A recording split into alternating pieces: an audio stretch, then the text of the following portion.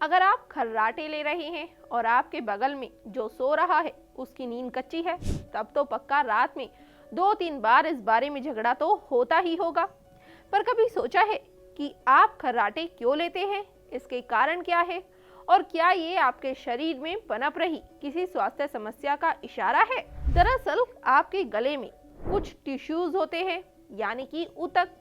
जब कोई नींद के दौरान सांस लेता है और छोड़ता है तो गर्दन के सॉफ्ट टिश्यू में एक तरह का कंपन यानी कि वाइब्रेशन होता है।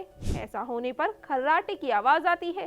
सभी लोगों में ऐसी ही प्रक्रिया होती है, लेकिन कुछ लोगों में इतनी तेज आवाज आती है कि खर्राटे साफ तौर पर सुने जा सकते हैं।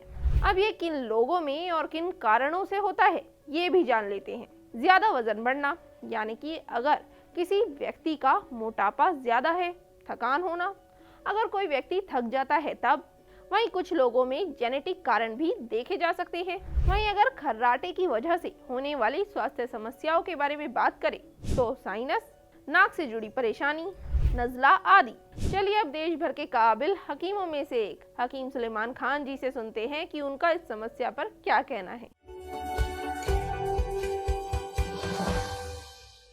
लेकिन उसकी पत्नी से पूछो कि उसका क्या हाल होता है, वो चाह कर भी नहीं सो सकती।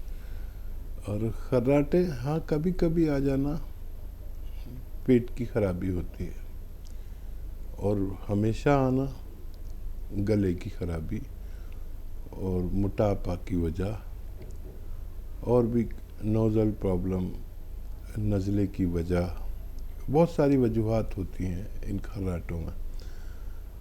और लेकिन इसका इलाज हो सकता है। जिसका वज़न ज़्यादा हो उसको वज़न कम करना होगा। जिसका